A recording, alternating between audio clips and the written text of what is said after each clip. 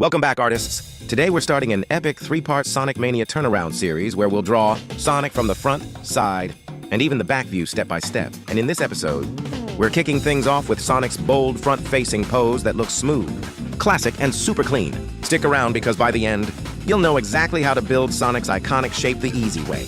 If you enjoy this video, smash that like button, comment who I should draw next, and subscribe for more epic drawing tutorials here at Learning Paws.